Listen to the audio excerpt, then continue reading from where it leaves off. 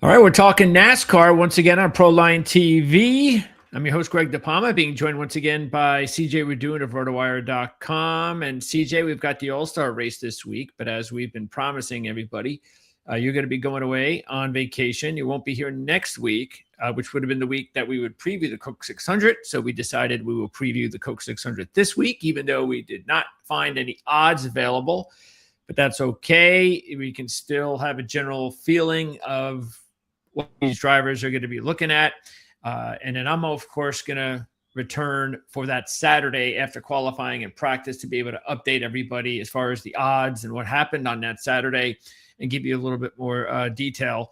And, maybe I'll even reach out to you. You can maybe text me some additional picks or something like that before the show that day, because you won't be doing anything. You'll just be on vacation. So where are you going? Yeah, feel free. I'm happy to send in some pics in advance. Where are you headed for vacation? South Africa. Cape Wow. Town. Yep. That's freaky. What are you doing there? Chasing elephants? Running another marathon, getting another continent under the belt. Races that Sunday, so looking forward to it. Awesome. Okay, so we have an all-star race, of course, this week. The Indy 500 is next week as well. We'll end the show with a little bit of talk on the Indy 500. Once again, since CJ will not be here next week, and neither will we. So just remember that. No show next week until Saturday. So no show this Saturday. So the next time you'll see us talking motorsports on this channel will be a week from Saturday. So just keep that in mind. Okay, so let's go ahead and take a look. So yeah, what do we? What's this All-Star? Every year it's something different, and every year it's never satisfying. So what's going on this year? Well, this year they decided to move it to Dover for some inexplicable reason. It will be on the concrete high-banked Dover track during the day as well. So that'll be interesting too. But this year, all the drivers are entered. So there's no All-Star Open to advance your way in. What they will do is have 3 stages. The first stage will be inverted. The finishing order of the first stage, I should say, will be inverted for the start of the second stage. And then 10 drivers at the end of the second stage are going to be eliminated before you have the final shootout for the ultimate all-star win. So trying something a little bit different, something you suggested actually at least once within the past couple of weeks to start inverting the order. They're going to actually do that this week at Dover in the second stage. And then everybody's going to have to race to be not one of the last 10 that gets eliminated in order to have a chance to race for the all-star win in the final stage. Okay. And if anybody wants to handicap the race, how would you recommend they do that? Or are we looking at the track? What are we looking at? I would look at the track.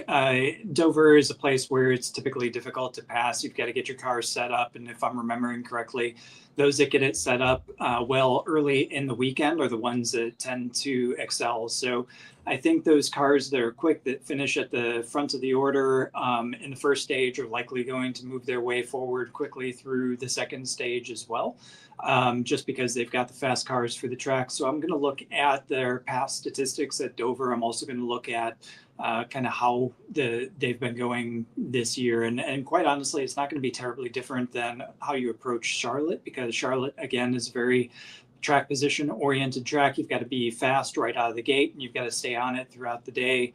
And we've got just a handful of teams and drivers that have been able to do that so far this season. So I think you're going to be looking at your Denny Hamlins, your Tyler Reddicks. If Hendrick Motorsports can get their act together and take that step forward that we've been talking about that they're missing toward the Toyotas so far this season, then your Hendrick cars may be in the mix as well. And don't there's no Dover race this year. No Dover race, just the All-Star race. Okay. So let's see. Last year it was Denny Hamlin winning at Dover. Let's see what else sticks out here. Ty Gibbs was 5th. Bowman was 3rd. Larson was 4th. Yeah. Nothing else. I guess it makes sense to have Denny the favorite, but Yep. yeah, that's it, right? I mean, there's nothing. It's just basically they're at It's like a Dover race in a way.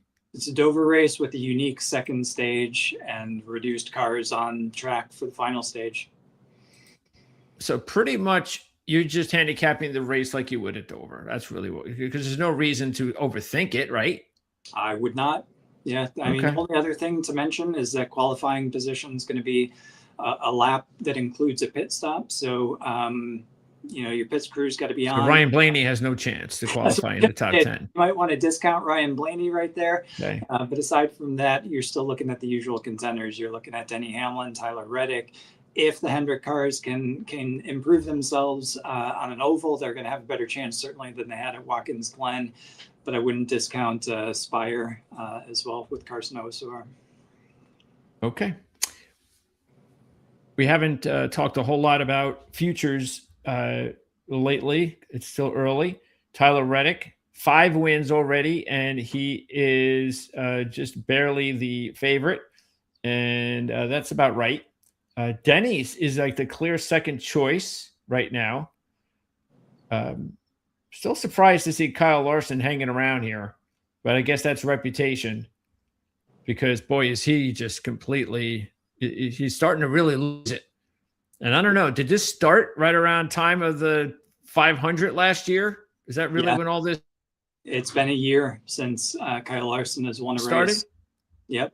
Because it's been about – how long – when did he win a race? It's been a year. So this time last year. Yeah, what was it? So Larson last won at Kansas. And that was, yeah, you're right. Exactly a year. A year as of yesterday was his last win in Kansas. Yep. Crazy. Okay. And then the very next week was the race. Yes, exactly. No coincidences.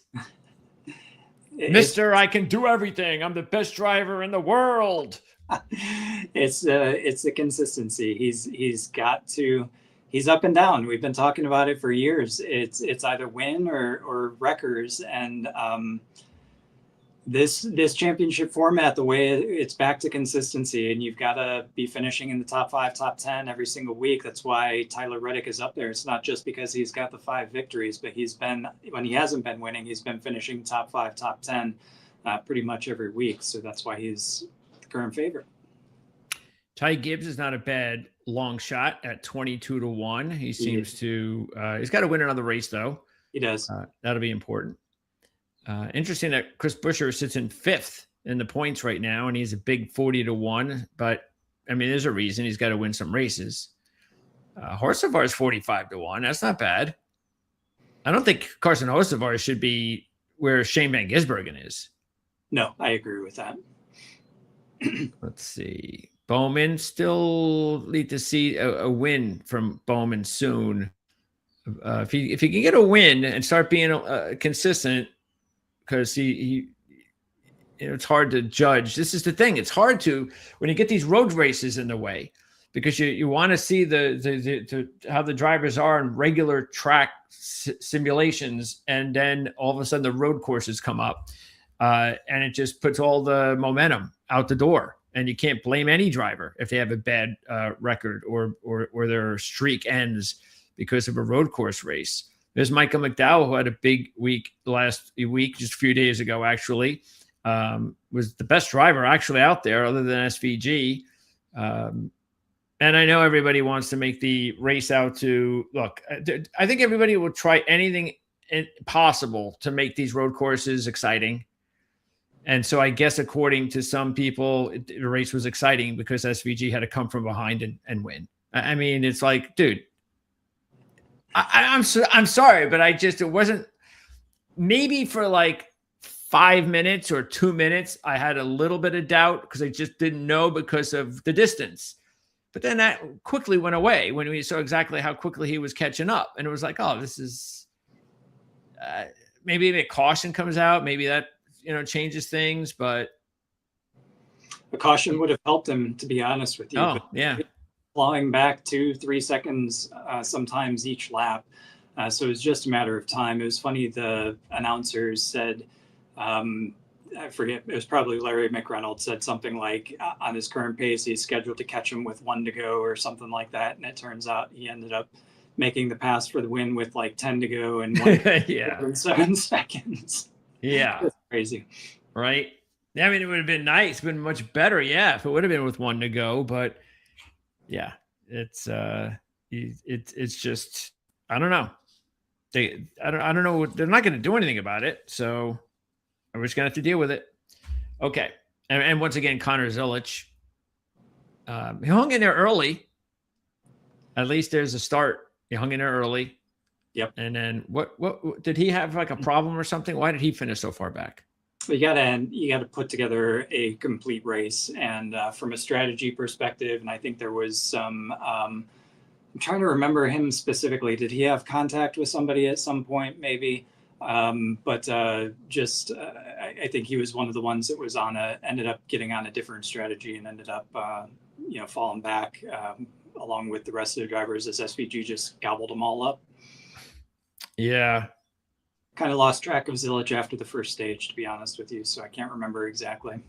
And then you see what happened. You had some of these drivers who went out there specifically, like I know Chastain did it, where I'm just gobbling up some stage points and I know I'm not going to even compete for a win. And it's like, this is the bad thing about stage points. This is not what we want to see. We don't care about stage points. We want racers to go out there trying to win races. Yep. So, okay.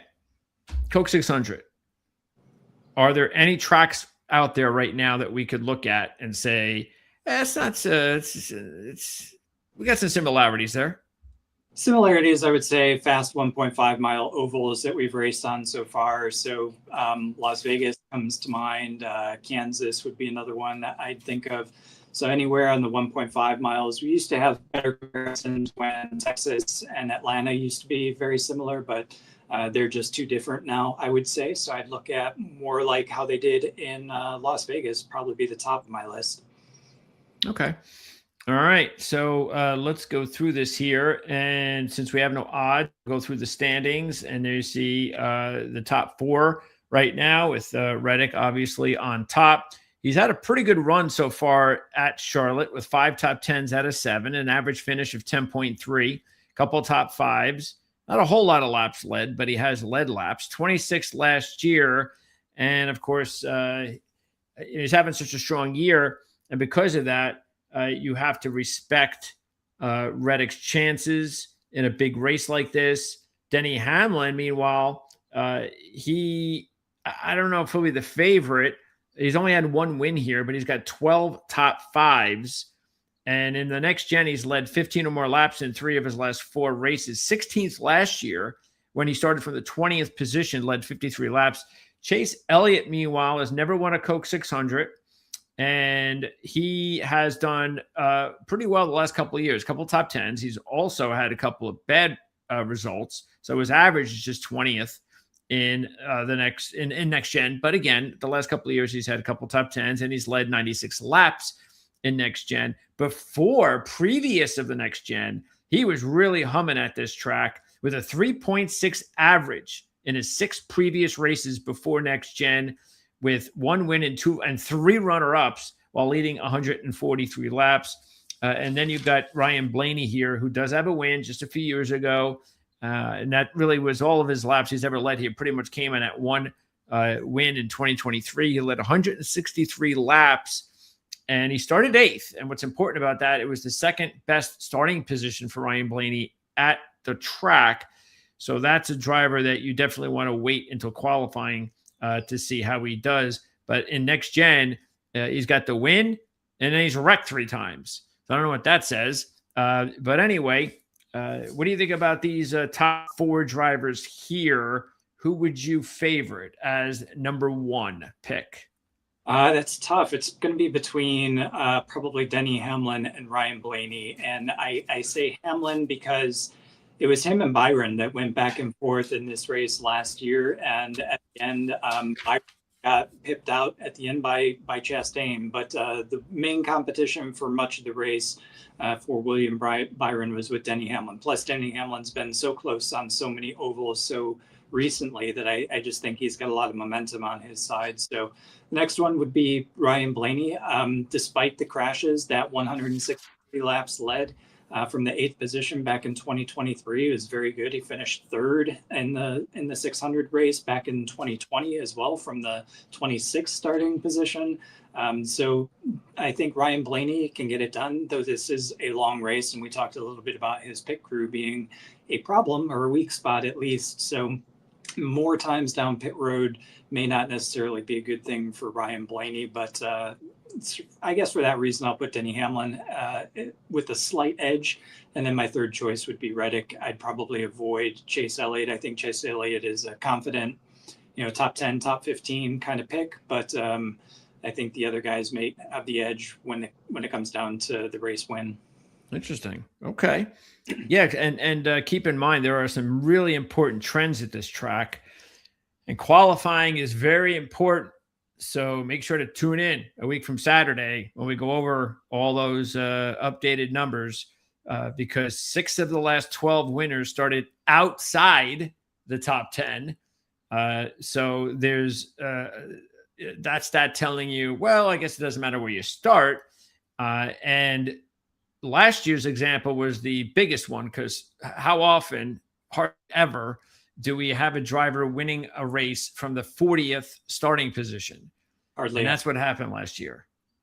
So long race, many trips down pit road, plus more cautions give you an opportunity to go off strategy and make changes to your car. That's why you can make up positions dependent upon how poor your qualifying is for this race. Even though we've had 50% of the winning drivers in the last 12 come from outside the top 10, 3 of them have won from the pole. You do not have any manufacturer edges, so don't look into that. And then once again, we got one of these streaks again. 9 different Coke 600 winners in the last 9 races. So here are the drivers that if you want to go with that trend, and we've had 2 trends like that this year, one held up and one didn't. So this is the tiebreaker. These drivers have won in the last 9. And Truex is one of them, so you can get that one out of the way. Chastain, Bell, Blaney, Hamlin, Larson, Keselowski, and Busch. So there you go. So any of those 8 drivers, actually that's 7. So Truex would be. Am I missing somebody? I feel like I'm missing somebody. Let me see. Chastain, Bell, Blaney, Hamlin, Larson, Keselowski, Bell. 1, 2, 3, 4, 5, 6, 7. Yeah, I'm missing someone. I'll have to check that out. Who won last year's race? Oh, that's right, Chastain. I already have his name in there. I'll have to check that out. All right. Anyway, the other thing that's important is no current driver has ever won this race twice. Interesting. Yeah. So, and qualifying, and this is the reason why I say qualifying is the point. This is the number one reason. The last 5 winners and their manufacturer basically had a big Saturday. So if you look at it, when we go over the numbers a week from Saturday and we see, and again, this is only if we see, say, one manufacturer dominate, meaning, let's say Chevy's got 3 of the top 5, something like that. And now could be where you get, like last year was like the first time that it was really close between 2 manufacturers, but still the fastest manufacturer, Chevy, that won the race, actually had the best percentage of position as far as qualifying. So it still held up, but it was the first time where there was a little bit of doubt, even though Chevy was still the better manufacturer on qualifying. So that's something that we'll talk about a week from Saturday. We'll take a look and see which manufacturer, if any, had a really big Saturday. And if they did, then I think you should just go all in on that manufacturer and just got to decide, of course. Don't necessarily have to pick any drivers in that top 5, but just, hey, that means that manufacturer is fast and is probably going to win that race. So pick one. And that's probably the way I'll go about it. So what do you think about that? And Charlotte overall is qualifying and how important it is, or not, to you? To me, it's important just because it can be hard to pass at Charlotte. So I'm going to go with somebody who does look strong on Saturday, just as you said. And usually there is a manufacturer that dominates, or at least takes a bigger share on Saturday, looks fast. And those are usually the ones that end up being competitive. Now, it is a long race. You do get cautions and you do have differing strategies. So things can sometimes more frequently than at other tracks cause upsets to that. But generally speaking, I think that's the safest route to go. Okay, let me see where this is. Coke, Truex, there's Kyle. So 1, 2, 3, 4, 5, 6, 7, 8. Yeah, you know what? Maybe it's 8 different winners in the last 8. That's probably what it is. So, yeah. Because remember, we used to have 2 races a year. This is something that has been, a contention of ours. I haven't seen that they're changing that. Have you? Are they changing that next year? No, nothing concrete yet, unfortunately. Okay. I did hear that they're having the Watkins Glen race during the playoffs next year. That is, yep. Is cool. Oh, joy. Thank you. But as far as you might as well give SVG I guess again he's got to be in the playoffs, but you were asking about getting rid of the Charlotte road course, right? Yes, they did, didn't they? Yeah, that's gone this year. Yep. But they didn't go Charlotte road course to Charlotte Oval. It will be Charlotte Oval this year. It will in the fall. Yep. So we are going to have 2 Charlotte races this year. We will have 2. It'll be the first. Excellent. That's right. All right. I thought there was something about that. So that's good. So that's the first time we're seeing that since 2020. So that's good.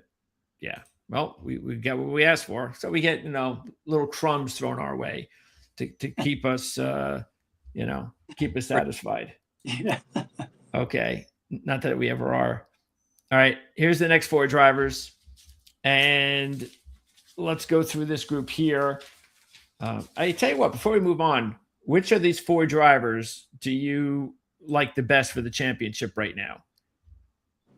And keep in mind the odds. You've got Reddick 4, Hamlin 5, Blaney 6, and Elliott 7.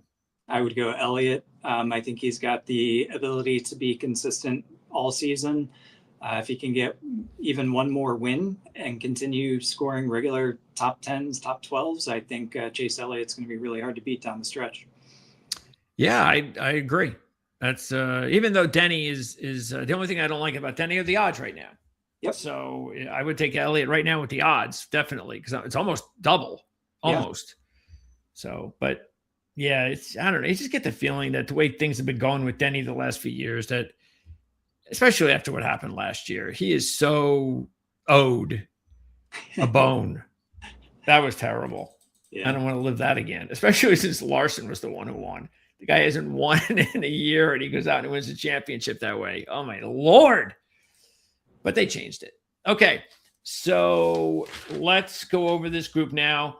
Buescher, Gibbs, Hocevar, and Larson. And, boy, look at Chris Buescher, 5th in points. But he's not good at the Coke 600. But he is 5th in points, so that gives him a really good opportunity to get started with more top 5s and more competing for wins, and that puts him in that nice spot. Gibbs, meanwhile, as we said, a really good 22-1 long shot for the championship. Has actually done pretty well here. He's got a 6th place finish in 2024 from the pole when he led 74 laps. And he had a really good run here as well in the O'Reilly series. Always competitive, always at the top. No wins, but always in contention.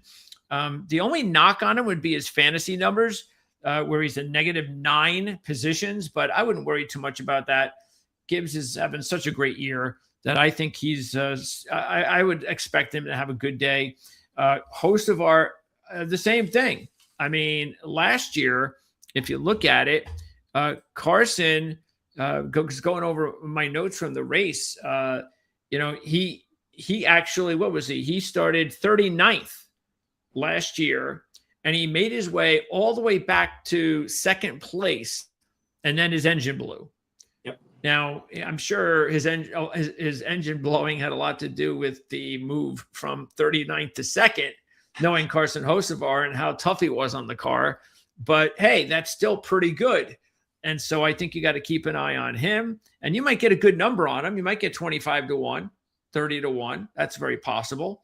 And forget Kyle Larson. I'm not touching him. That ain't happening. Especially, look at it. Last 3 races, 23rd, 34th, 40 coming in here. And he's only got 1 win in 15, and his average is 19th. So he doesn't have like a really good resume here. I think what people probably still remember, maybe they've forgotten it, but this is part of the reason why next gen, I'm sorry, you could have all the issues with next gen, and there are a bunch of them, but it's a lot better than what we had, because these things don't happen anymore. When Kyle Larson in 2021 led 327 laps from the pole and dominated a bore fest. So you don't get that anymore, and that's a good thing. But yeah, I mean, Kyle Larson really does not have a great resume overall here, and the way he's going, I don't think. And the good thing is he's probably going to wind up being one of the top favorites. Yeah, he's definitely going to be one of the top favorites, if not just because of the laps led, the 327, like you mentioned. But in the last 3, he's led 51, 1, and 34. So he's been able to get up to the front despite the 2 crashes.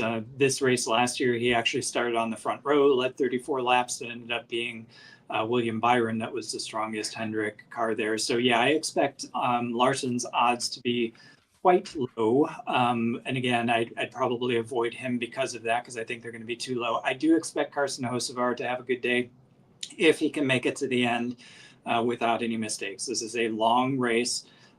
Longer than any other one on the schedule, more times down pit road, more opportunities for things to go wrong. So you got to drive this race like a veteran. So we'll have to see that from Carson Hocevar. But I do think Ty Gibbs should be there. Gibbs, I expect to be top 5, at worst a top 10. He's going really well this season. He's in Toyota, really strong equipment at this track, and he's shown speed here in the past, qualified on pole 2024. So out of this bunch, Ty Gibbs is my top choice, then probably Hocevar, then Larson, then Buescher. Okay, it sounds about right. What about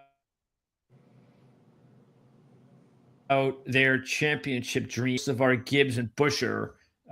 Any of them you think are capable of winning, and any of them that you think are even capable of, if they don't win, maybe getting close enough where they're going to have a shot late in the season? If Buescher can win a race, I think he can get pretty close. I would expect this year Gibbs to win more races and advance further in the chase than he has before. And this is not, getting knocked out every 3 races anymore. So he's in it until the end. But I think from a points position standpoint, just the way that he started the season, and we're decent ways into the season so far. We're already at the All-Star break, and we have not seen Gibbs crack yet. So I think that even if he ends up having a slump at some point in this year, if it's not in those last 10 races, I would expect Gibbs to have a really good shot at it. Okay. Let's go to the next 4. Keselowski, Wallace, Bell, and Byron. And we'll start with Keselowski. I think he's a real good fantasy play. Once again, he seems like a really good fantasy driver almost every week, but especially this week, because in his last 2 races, he has started 30th and 35th and finished in the top 5. So that's excellent. And then you take a look at the fact he's won here a few times. So he's got that, and he's in a nice position. I mean, I'm not sure many people would think Brad Keselowski was in 9th overall, but he's there. And then you take a look at the rest of the drivers here. Bubba, hard pass. Don't see anything here from his past that leads me to believe that he's going to be in contention for a win. The next 2 drivers, though, have to be considered 2 of the favorites. And I'll be very interested to see where the odds are on both of them. William Byron's got the win just a couple of years ago. And if you look at it in his next gen, he has 3 top 10s with the win, also another top 5. Matter of fact, next gen, his average start is 6.2. His average finish is 9.5. So even though it's -3, it's still both in the top 10, and that's impressive. But unfortunately, this is a bad time of year for Christopher Bell. Things aren't going well for him. In his last 5 races, no top 15s and an average of 24.6. So that's going to be a question about whether or not you want to go with horses for courses or, generally how you're driving. But William Byron has got to be the pick. I think he has to be. And I don't think his odds will be too short because you'll have the other drivers up there. So I think we'll probably still get 7-1, maybe. I think and I'd be happy with 7-1. In the last 3 years alone, he's finished second, third, and second. He led 283 laps last year. He was the best driver, should have won. Led 49 laps in 2024, and 91 laps on the pole in 2023. Now, sort of like Bell, the only issue is he hasn't had a top 5 in his last 5 races, and he's only had 2 the entire season. He hasn't won a race all year. And that's the reason why I think you're going to get a decent number on him. But he's just too strong here lately for me to discount William Byron just because of how he's raced lately. He's still 12th in points. It's not like he's had a Chase Briscoe-like start. So I would definitely look at both of these drivers, especially given the odds that I think are not going to be that bad. Yeah, these would be the 2 drivers out of this bunch that I would absolutely put at the top. And I'd be surprised if you're not talking about them being among the top 5 in terms of lowest odds or favorites going into this race. And hopefully you get a good deal on Byron because he's been really strong, like you said, 4th or better in 4 of the last 5 Charlotte races. He's raced here 9 times, and 7 of those times he's started inside the top 5. 8 of those times he started inside the top 10. So the only time he didn't was his first time in the series at the track. So William Byron's got this place down. He leads a ton of laps recently. Like you said, he hasn't been having the problems like Chase Briscoe or some others, even Bell right now. So I think Byron is a really good choice, and you're probably going to get some pretty decent odds on him. Christopher Bell would definitely be a choice though as well. He has not been slow. The speed has been there. He has been competitive. He's just had terrible luck. He's gotten caught out by so many random weird things that are not his doing. It's got to change at some point if he continues running this way. And this is a track where he could change it. Like Byron, he's led laps in each of the last 3, 48 laps led in 23, 90 laps led in 24, 5 laps led last year in an 8th place finish. He won the shortened race in 2024. So I think Christopher Bell, if you want to go with him breaking his bad luck streak, I think this is the week to do it. After that, Brad Keselowski, I think he'd be a great mid-pack choice. You're probably going to get double-digit odds on him. You better get double-digit odds on him. Oh, yeah. Single. I mean, I think we're going to get 25-1 on Keselowski. So I don't know if I'd personally put him in the long shot category. He would be like my second pick as we go through our 3 choices, but I think that's a very solid play right there as well. Would not surprise me one bit if he came out and won this race. Yeah, except for Wallace. Yep. Those are 3 good drivers to be keeping an eye on for next week whenever the odds come out. And I will be interested to find out when the odds do come out. I mean, again, there's no reason to wait until after the All-Star race, but they probably will. But keep an eye on that. Okay, so Christopher Bell, Byron, both 7-1 to win the championship. Who do you like better, Bell or Byron's shot to win the championship this year from what you've seen? Bell, get the bad luck out of the way early. The speed has been there. Once the bad luck is gone, I think he's going to be really hard to chase down. And do you give chances at all for Bubba or Keselowski, whether to be championship sleepers with these big numbers or to contend late? I would put both of them as sleepers. I think both of them have shown the ability and the speed to be able to win races, Keselowski especially. I think if Wallace can just get back to some level of consistency, road course, really hard to judge him based on that last week, but I think he's there after his Martinsville hiccup, and Keselowski hasn't shown any sign of moving backward either. So either one of those guys, small tweaks toward the end of the season for those last 10 races. And they should be in for a shot as well. Okay. Let's keep moving along here. And we got Priest, Suarez, Cindric, and SVG. Out of this group, here's a couple of interesting things, actually, for all 4 of them. Preece has been, if you just take a look at the last 9 races this season, 14th. He's been in the top 14, 8 of his last 9. Suarez has been in the top 13, 4 out of the last 5. Cindric has been in the top 16, 5 straight races with 2 top 10s in his last 3.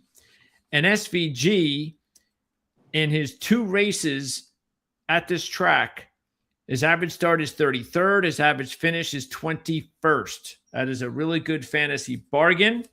One that definitely kind of kicks things off here as far as a nice bargain, even though Keselowski might be a pretty good bargain too. He usually is in the salary cap deal. So, yeah, so they're all sorts of, again, looking at where they are. That's why, look, 13th and 14th and 15th, so these guys are in it. They still have a chance to have a good second half and get into contention. But as far as this particular track, that's a different story.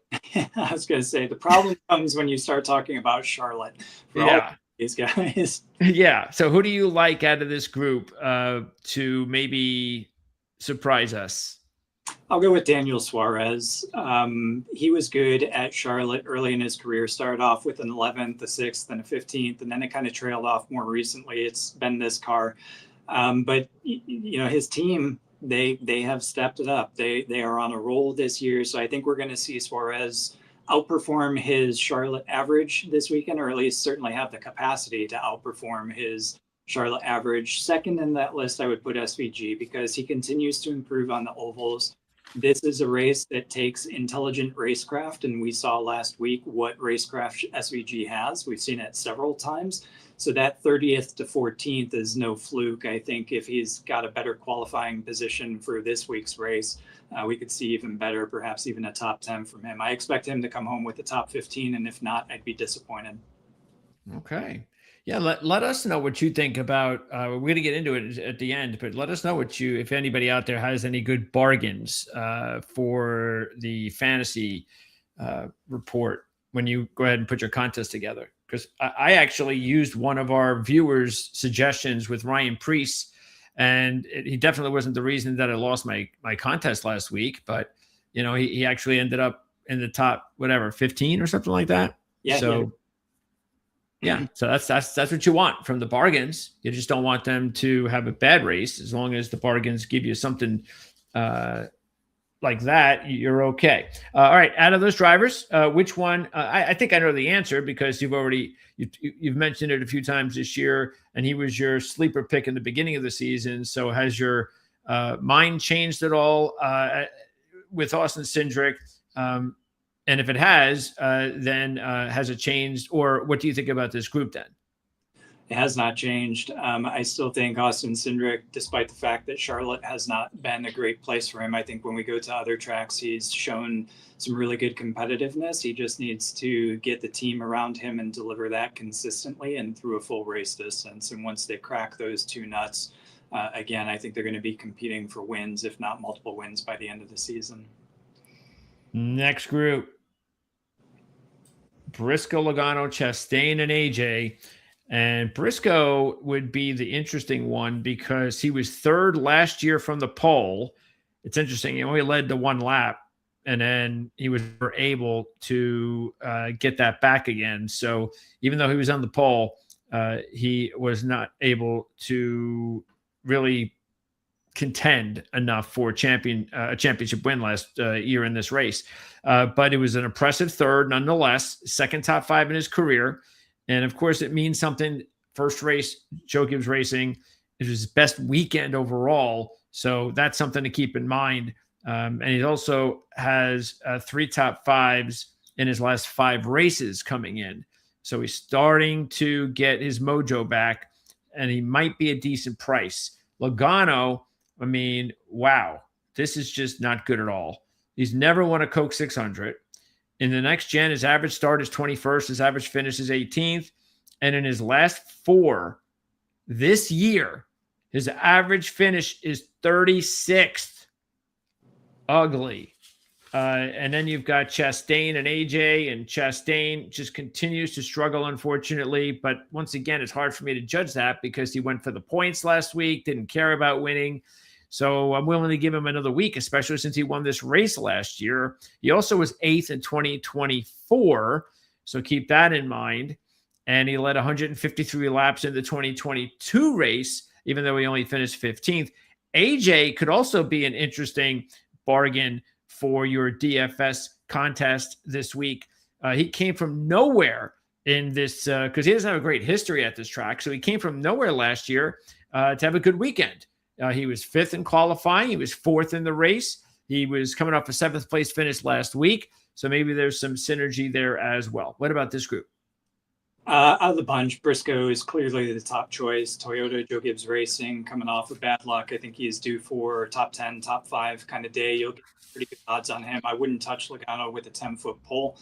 Lots of bad luck going his direction. Just awful start to the season so far. Chastain, Trackhouse in general has been behind, so give him another week to see if they can sort it out with SVG's win last week. I do expect SVG, though, as teammate to be able to improve on his Charlotte record.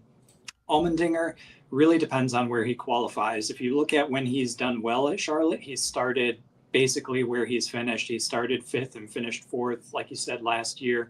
He had a couple of other top 5 starts where he finished inside the top 5 or the top 10. But generally speaking, if he qualified 15th, he finished around 15th. If he qualified around 20th, he finished around 20th. So he's one that if he starts up front, feel free to take him.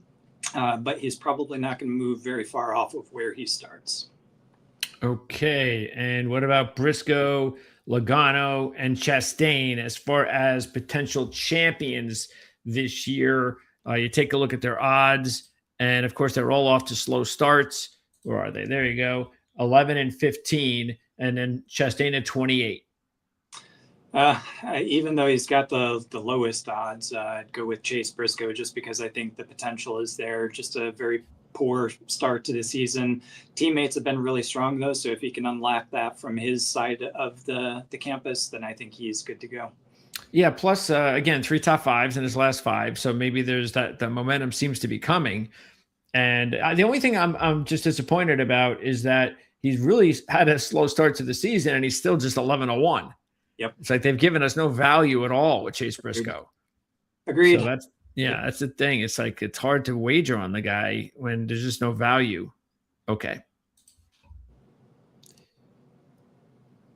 Let's see. Look at this group here. Lots to go over here. McDowell. Interesting enough, he has 2 top 10s in his 4 next gen races here, including 7th last year. So he could be off the big race last week. He could be an interesting bargain in fantasy. Meanwhile, Austin Dillon, he's got a win in the 2017 Coke 600, but he's very hard to predict. You know, he's had some decent runs here, including the win. He's also pretty much done nothing.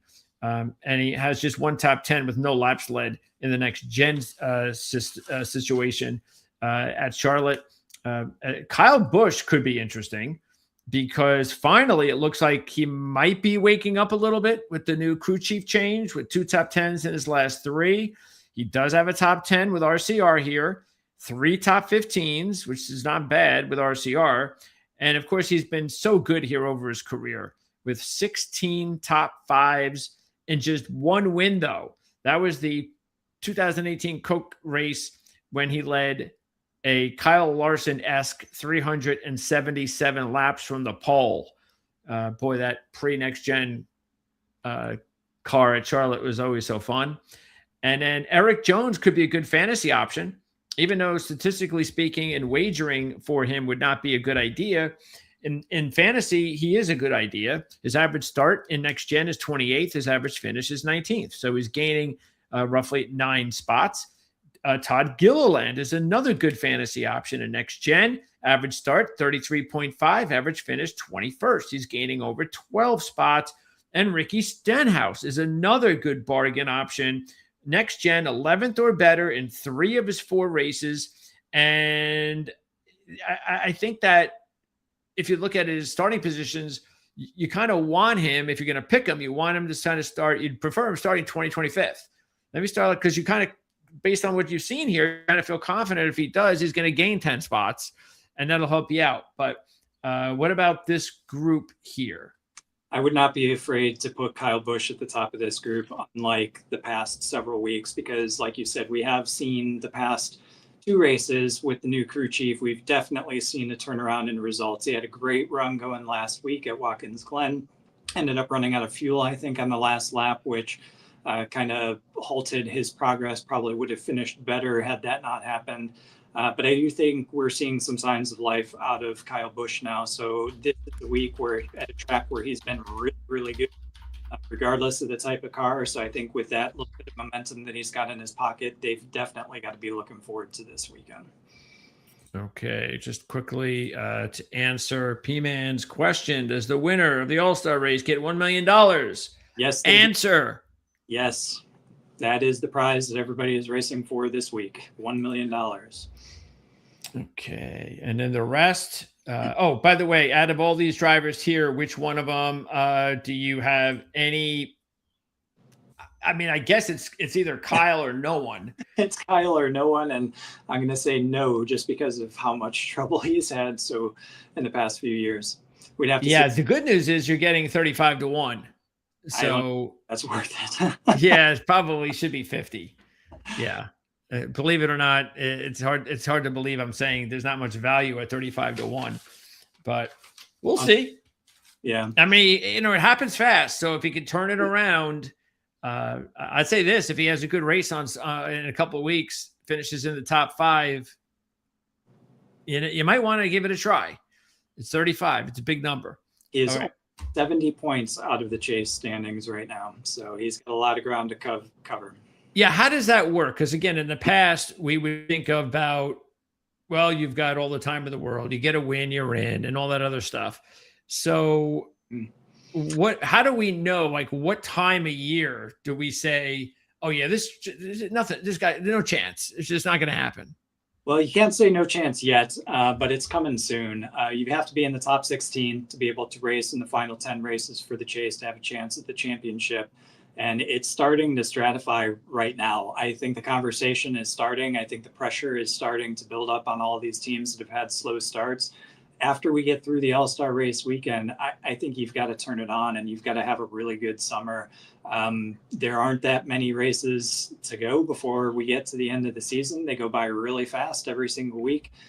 So I think you got to start getting yourself within touching distance of that top 16 now. And like I said, Kyle Busch has got a long road to go, almost 70 points out of it. Yeah, 2992. So where is his points here? What am I looking at? Busch has got 217 points. Shane Van Gisbergen moved into the last chase position after his win, and he's got 283. 217. So 96 points behind is Kyle Busch from the chase spots. Okay. All right. Well, again, at least we'll see after a few more good races if he can do it. Yep. We'll find out exactly, sort of like SVG's comeback last week. You got to see what happens after the first short while, and then we have a much better idea of whether or not he has a shot. Okay. And then take a look at this group, which is pretty much the end of the group. End of anybody else. You got Nemechek, Herbst, Gregson, Berry, Zillitz, Dillon, and Bowman. Let's see. John Hunter was runner-up last appearance in the O'Reilly Series at this track back in 2023, 10th last week. Gregson actually had a good run last year here. Finished 10th, started 8th. And so he was there, which is probably one of his best runs of his career. He's got a couple of top 5s in the O'Reilly Series. And then you've got Berry, who might be the most interesting of this group because he was 12th last year from the 18th spot. He was 10th the year before that from the 13th spot. So he did gain each time, a little gaining, but still 2 top 12s. And he's not going to be a big price, as far as your salary cap. And he has an O'Reilly win. He won at Charlotte in 2022. Meanwhile, as far as the rest, again, Bowman probably sticks out because of his affiliation. So you look at him, and in his last 5 results at this track, he has 4 in the top 12. And he has started in the top 10 4 of those 5. So pretty much you want to see Alex Bowman starting in the top 10. And I don't think his odds is going to change much if he does. So if he winds up like starting 8th or 7th or something like that, he may be a pretty good long shot option. What about these drivers? Barry would be the one that I feel comfortable going with now. The rest of them, I want to wait and see where they qualify. Top 10 kind of starting position will make me take notice, especially if we're getting a good number, more so if we're getting a good number. But as we sit today, not knowing the odds, probably Barry would be the only one I'd feel comfortable going with. Okay. And you have any of those drivers, do you think? I mean, Bowman would be one of them. He's 55-1. Berry's at 100-1. Any of those drivers at all that you would give a chance to maybe win a race and get competitive? Definitely Bowman and Barry. I could see winning a race. Barry's got 123 points to go to get into the chase position. So he's got a long way to go. Alex Bowman missed some races, so he's got a long way to go as well. But I think both of those guys I would expect to win a race by the end of the year. The question is whether or not they can make up the 150, 160 points or so that they're missing to get into the top 16. All right, CJ. So we'll get your updated pick a week from Saturday. But for right now, you have the first pick. So which way are you going to go? Right now, first pick, I will go with William Byron. That seems like a good move to me. I think he's the top choice. He has to be. So I agree with that. Let's see. I got Bell, Reddick, Hamlin, Elliott. Wow. I'm going to go ahead. Let me just see here. Make sure I got this right. Okay. I'm going to go ahead and take Chase. Interesting. Okay. Second pick. Second pick, the one I said I would pick second when we talked about him, Brad Keselowski. Nice little long shot early. I like it. Okay. Or at least that's what we think will be a long shot. I think he will be. Yeah, he will. Let's see. I'm going to go with, well, actually, we don't know the odds. I can't really say that. I don't know. Well, I think I'll get decent number on him. You know what? I'm going to go ahead and take Briscoe. I think that's a great pick. And long shot pick, number 3. I think Kyle Busch is going to be a long shot just based on how poor he's been. So I'll put him as third. Yeah, it'd be crazy if he wasn't. Amazing his odds have gotten just out of hand too. So let's keep our fingers crossed that there's no respect still. He could be 50-1. It is possible. So that'd be nice, right? That'd be awesome. Yeah. We don't want to see Kyle go 5th and 3rd and 2nd. We want him to go out there and win at 50-1. That would be nice. All right. And then for my official long shot, it's between Berry and Suarez. So what do you think? Oh, I would go Suarez. You would? Yeah. I'm going to take Suarez. I think Spire's just on the upswing. They've got a lot going their way. I think we see an outperformance of his average at Charlotte from Suarez this weekend. That is our early preview for the Coke 600. Hopefully we will be able to get you started early, and feel free, of course, to replay this next week to remind you of what's going on. I will be there on Saturday, a week from Saturday, to update you the next time we are on the air. But before I even get to that point, we still have a couple of minutes left here. So we want to take a look at what is going on in the Indy 500, because they do have odds for the Indy 500.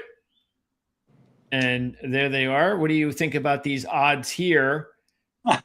Very surprising that they have odds for the Indy 500, considering the first on-track session is happening as we speak.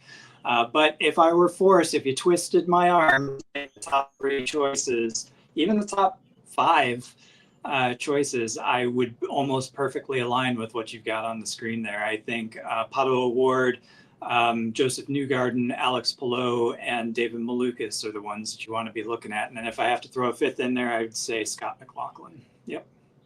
So where does David Malukas come from? David Malukas has taken over Will Power's seat at Team. Oh.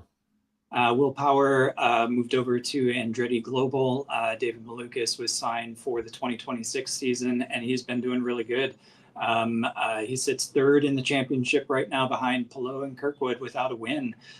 He's the top place driver in the series right now that does not have a win. Malukas. Yeah. Okay. So Power, does that mean that, does that make him a good sleeper, or does he not have the equipment? For the Indy 500, I think he is a good sleeper. For the championship, it's going to be much more difficult. He's taken a couple of races to get up to speed, switching from Chevrolet to Honda with his switch. So it took him a little bit to get up to speed. And I think on a consistency basis, as you get through the entire season with the equipment differences, probably going to be a little bit harder for him to catch up. But I do think for the Indy 500, that Power's been good. He's won here before, and Andretti always steps it up at the Indy 500. So I don't see any reason why Will Power shouldn't be in the conversation for next Sunday. And here's another new name, Christian Rasmussen. Christian Rasmussen, yes. Where does he come from? Where is he? I'm looking at the times right now from live timing. He's in Chevrolet number 21, down at the bottom with 222 right now. So just getting out on the track, 19th position. He's with Ed Carpenter Racing, teammate to Alex Rossi, driving for that team. And where is he in the championship standings right now? Is he a young kid?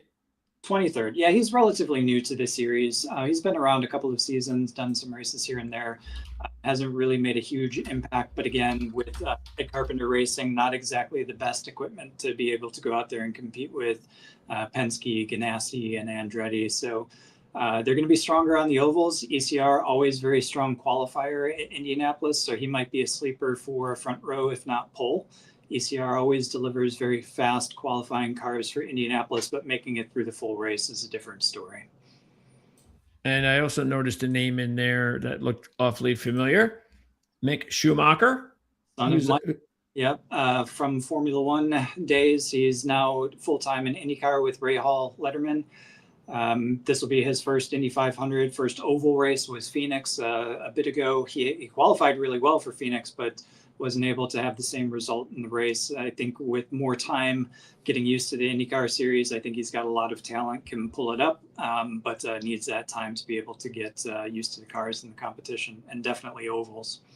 Any of these drivers back here, any of these long shots, any of them that could surprise and run like a top 5 or something like that? VK, Ed Carpenter, I would put Romain Grosjean, I would put him in that list as well. Yeah, those are probably your best bets for higher finishing long shots. Alex Rossi could be up there as well with ECR, but again, it's really tough for that team to be able to deliver consistently over an entire race. The professional teams, not to say that ECR is not professional pit crew team, but they're just not of the same kind of caliber as a Penske and a Ganassi, and the ability to react with the strategy throughout 500 miles. So, Ganassi, Penske, Andretti, those are the ones that really step it up for this month, and specifically this race, and Penske especially. So I would put even a Scott McLaughlin up there with Joseph Newgarden. So I think you're getting great odds on McLaughlin right now. I would even put those ahead of Pato O'Ward. I think Pato has come so close so many times that he's almost owed an Indy 500. If anybody could be owed one, I hesitate to say that about anything in racing, because you're never owed anything. But Pato's come very close several times, but it's been that edge that from Ganassi and from Penske that have beaten him. And that's why you've got Palou and Newgarden ahead of him. And I would even put McLaughlin further up as well. Is Palou now considered the best driver? Without a doubt. Yeah. He's a he's kind of the Tyler Reddick of IndyCar right now, just going out there and ton of success right away, winning races. He's got 3 victories. There have only been 6 races run so far. He's the only driver with multiple wins, and he's topped the point standing. He's multiple time champion. It was only a matter of when he was going to win the Indy 500, and he got it done last year. Is he back to back? Yes. So he's looking for a 3rd straight championship. Yep. Okay. And there's really nobody else that's like right there. He's just the guy. He's the man. He's been so consistent for so long that just really tough to topple him. This year, you've got different guys coming up and challenging him, like Kyle Kirkwood. I think Malukas will be up there. I think he'll get some challenges here at this Indy 500, but I think throughout an entire season to be able to deliver it consistently from race to race, that driver and that team have got it down to a science. Is Kirkwood American? Yes. Is he like the top American driver in that series? Well, Malukas is up there as well, and Newgarden. So I think you got 3 Americans that could be you should be cheering for. What was the last American to win a series? To win, or even a race at the 500? Joseph Newgarden. He won 2 years in a row. That's right. Palou. Series? Probably also Joseph Newgarden. Okay.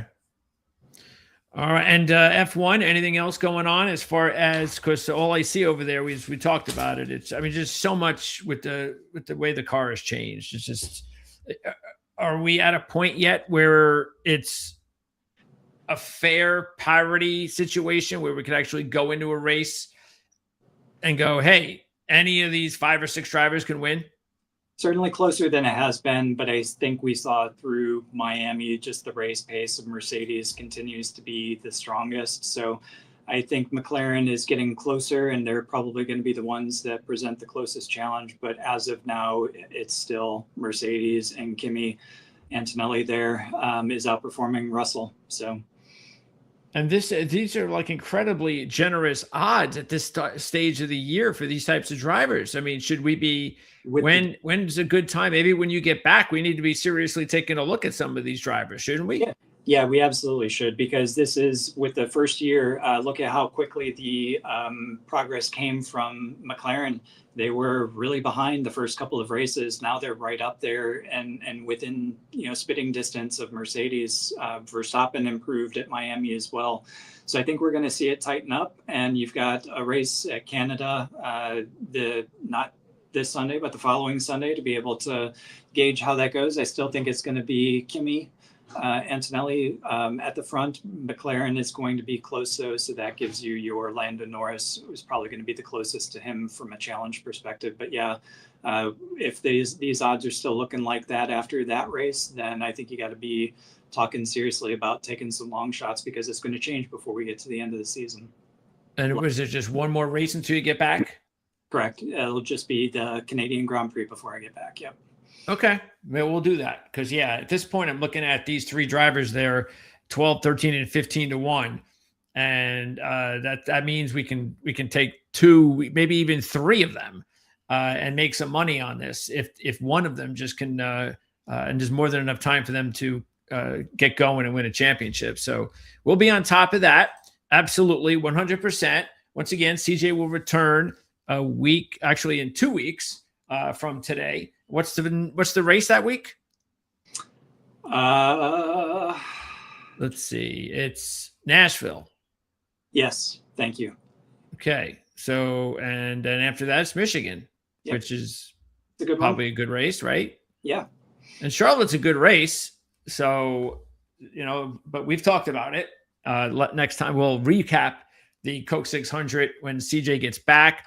I will be there on Saturday, in a week from Saturday, to go over everything, qualifying, practice, updated odds, and see about updated picks between me and CJ. How's everything going to go over at RotoWire now for your picks the next few weeks? I'll have my picks up on this Friday. We're not going to do a power rankings for the All-Star race, but we'll have power rankings back after Charlotte. And my friend Dan will be holding down the fort for the Charlotte fantasy preview ahead of that race in 2 weeks. And you can find that on rotowire.com as well. By the way, last one. Do you have a fantasy driver that you think is going to be the best bargain at all? Like if you just picked one of them, like the ones we went over. I mean, Suarez sounds like it's, but he's a first name to come to mind because I think his price is going to be pretty low, just based on his Charlotte performance in the past, and I think he's got a lot of potential with the team that he's in. When you do the contest like that, what do you favor the most? Do you go by like how do you say percentage wise? Result, how many positions you're going to make up, leading laps. What percentage do you do? So I always write it before qualifying, so I rarely have a chance to be able to say how many positions they're going to pick up unless that's in their history.